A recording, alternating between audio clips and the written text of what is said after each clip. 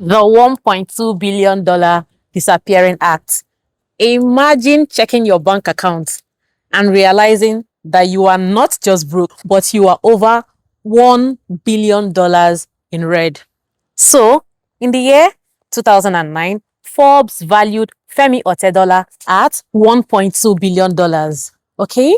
Months later, due to a global crash and a massive gamble on diesel, his net worth didn't just hit zero, it went into the negative. So, today we are diving into the pages of the book, Making It Big by Femi Otedola, the memoir of one of Africa's most iconic entrepreneurs. This is not just a how-to business book. It is a raw, honest account, okay, of a man who was the king of diesel, lost his crown, and built a new empire in power generation, which is Geregu power. Now, the part one of this book is the foundation of an Amala boy, as he calls himself, the early years. Okay, so lessons 1 to 5 will be enrolled here. Femi begins his story not just in a boardroom, but in Ibadan, Nigeria. All right, born in the year 1962 to Sir Michael Otedola, a legendary journalist and former governor of Lagos State, and Lady Doja. Femi calls himself an Amala boy. Okay, now the printing press. Femi wasn't just a star student. In fact, he repeats a grade. He struggled and barely scapes through. He just says in the book flat out, academics was not just my thing, all right? But while his siblings were focused on academics, Femi Otedola was mesmerized by his father's printing press business, okay? Impact Press. He learned how white paper became valuable through ink and machinery. The first business. At the age of 6, he started nail clipping. Yes, he noticed that business people who came to his father's house, his business acquaintances, his colleagues, his counterparts, he noticed that their nails were sort of unkept. And Femi always said that he had this knack for keeping things tidy. Even when he started his diesel business, it was because the tanker came in with diesel and oil engine pouring everywhere. He was like, no, I can do this better. When he saw his father's colleagues coming to his house for business meetings and talks, he would start clipping their nails in the parlor. There was one thing he said here that really struck me. He said,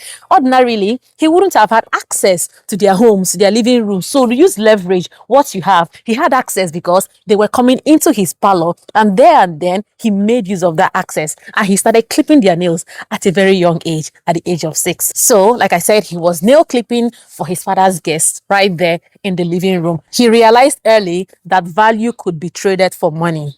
Femi's true breakthrough came when he moved from being his father's PA to carving his own path, okay?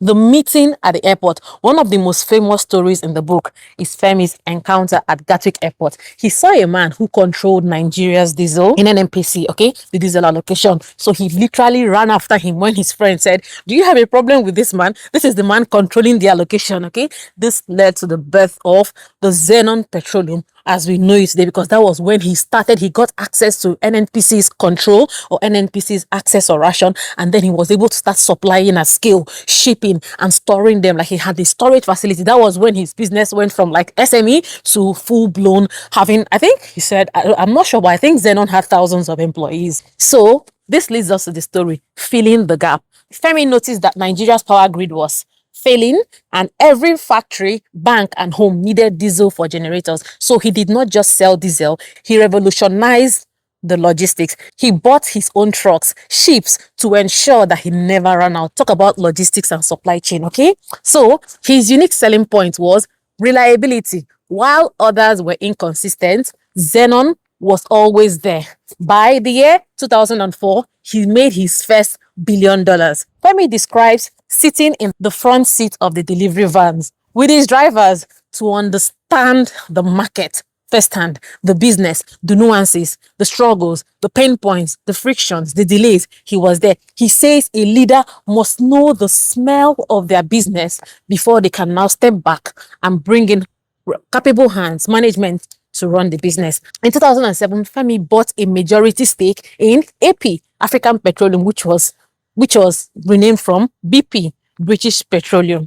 He rebranded AP to Forte Oil, and his daughter Tolani was instrumental in changing this name. I think when he wanted to name it Forte Oil, which would also align with his name, Femi Otedola, in order to be consistent with branding, because he said if he put his name on it, then he would make sure it doesn't fail. Okay, he brought lessons from Xenon that failed, and then he brought it into Forte Oil. His daughter, his first daughter, Tolani, was instrumental in chasing the name. He was like, why not go for Forte Oil? And they found out that someone had already registered the Forte Oil name. So he used, I think, 20 million naira, yes, to buy that name, the domain name, from the person who had already registered it, and then he had rights to the business. In 2008, the perfect storm, Femi had billions of dollars worth of diesel on the high sea when global oil prices crashed.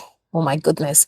Simultaneously, the Nigerian naira was devalued and the stock market tanked. So this led to a $1.2 billion debt. So Femi describes the harrowing realization that he owed the bank over $1 billion, and he talked about how AMCON helped him to get out of this. So he was the largest individual debtor in Nigeria's history. He hadn't diversified early when he was started. He had all his eggs in one basket, and he talked about how he now learned to diversify. So instead of fleeing or hiding, Femi did the unthinkable. He sat down with AMCON and offered to sell almost all of his assets.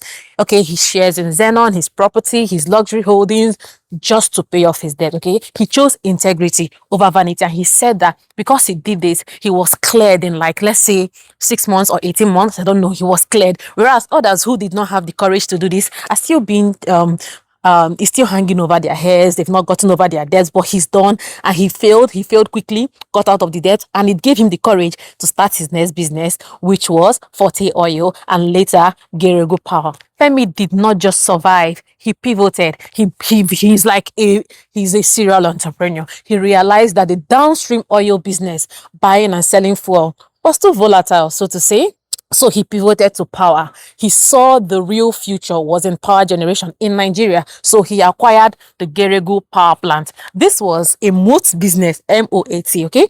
Harder to enter but more stable and essential. You need a lot of money, billions of dollars, to enter the power industry. So not everyone can start and enter that. So it means it was the penetration. It was harder to, the entry, the buy-in was higher. So he knew that if he entered, he could make it. So because it was harder to enter, anyone who entered had that high likelihood to make it, okay? The access to it was higher compared to oil and gas, which someone with just few millions here and there could buy. So he knew, okay, I would go for this. By taking Geregu Power public, he created massive value for shareholders. Femi talked about the friends who disappeared when he was down, okay? He shares a profound lesson. Forgive them, but don't forget the lessons they taught you. All right? When people show you their real color or their true colors, believe them, but forgive them. So I'm going to pick some of the lessons one after the other. Number one, start small. Every giant was once a seed. Otedola reminds us that the goal is not to look big on day one. Far from it. Far from it. Okay? Start small allows you to make cheap mistakes. When you are small, a mistake costs you a few $100s. When you are huge, that same mistake costs you millions. Master the micro before you move into the macro.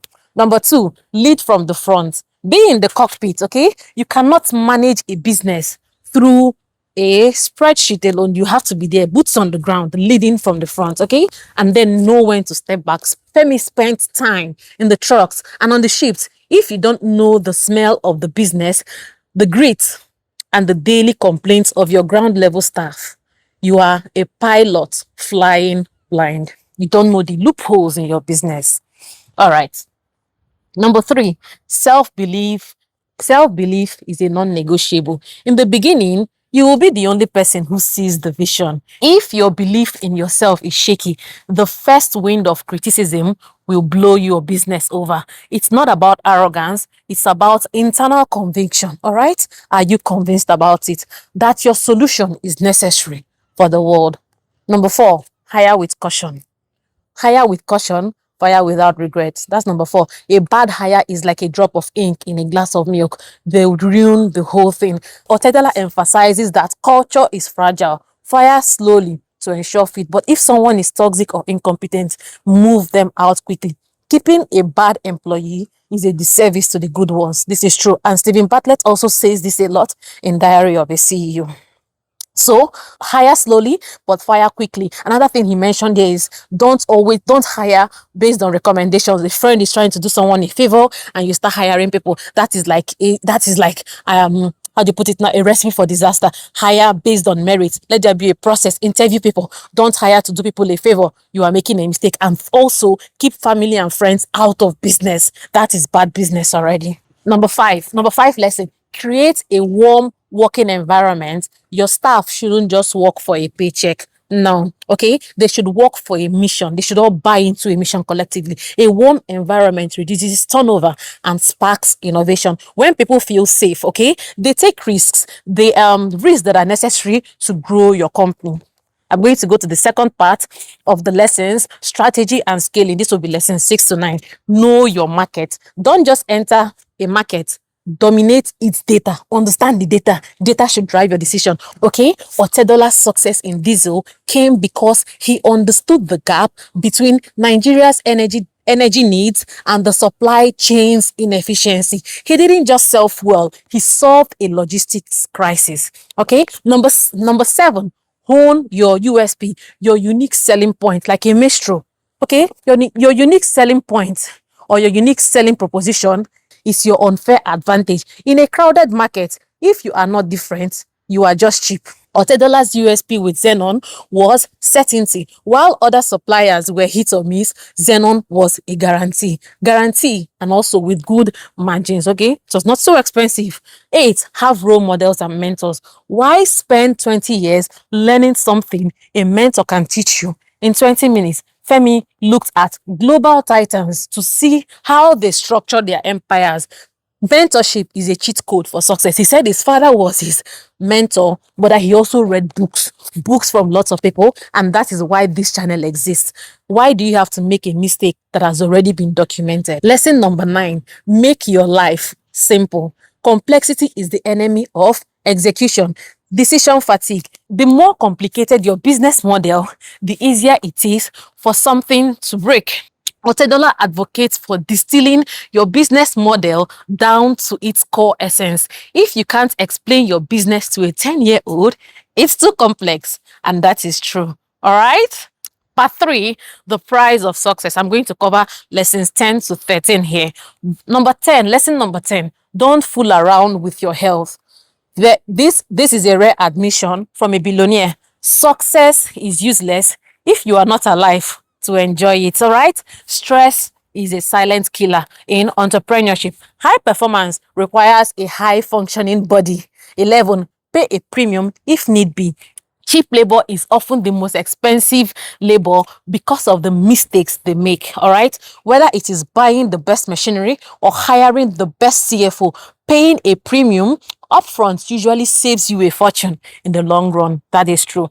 Lesson number 7, list your company. Watch your loans. Going public, listing on the stock exchange forces a company to be disciplined, okay, to follow due processes, have standards, SOP, and have regulations. One of the things that Femi mentioned in this book is he warned against like having bad loans or high interest loans. He talked about his father's lessons, which is he who goes a borrowing goes a sorrowing. So keep an eye on your loan. Okay, so registering your company, making it public, makes it disciplined. It moves a business from a one-man show to an institution. However, be wary of predatory debt. Leverage is a tool, but too much of it is also a trap.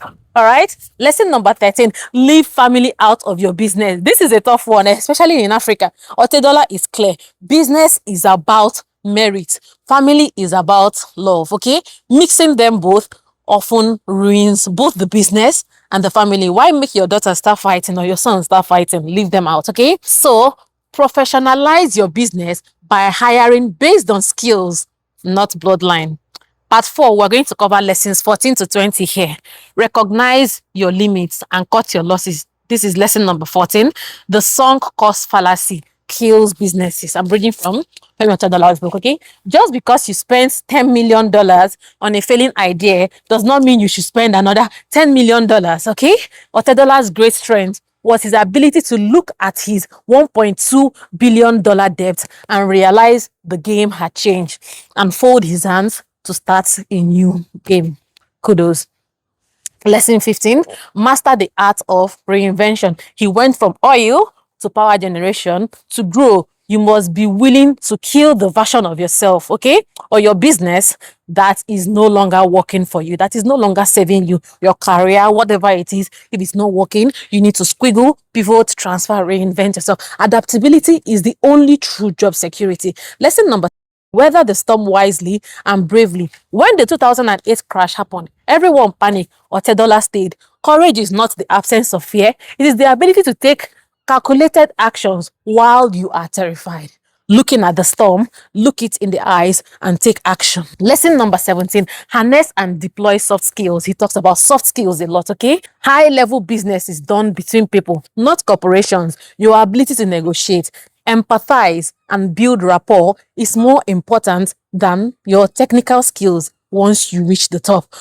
18, lesson number 18, forgive those who hurt you. Holding a grudge is like drinking poison and expecting the other person to die. No, when Otedola lost his fortune, many friends left. He chose to forgive them, not for their sake, but to clear his own mind for the comeback. Lesson number 19, engage with political authorities. In emerging markets, which you see in sub-Saharan Africa and other regions, you cannot ignore the government. Understand the policies, understand the regulations and the political climate.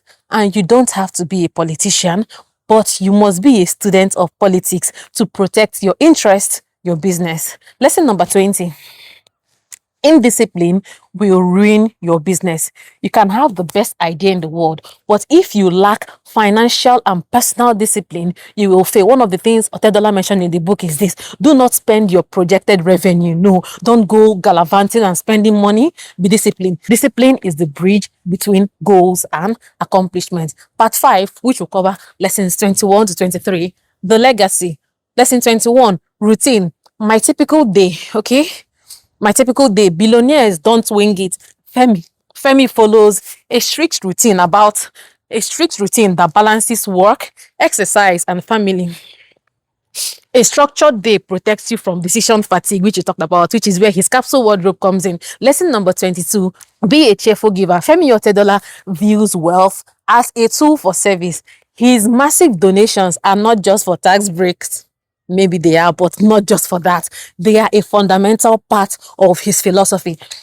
Wealth that stays with one person stagnates. Wealth that flows heals. Lesson number 23, appreciate the God factor, okay?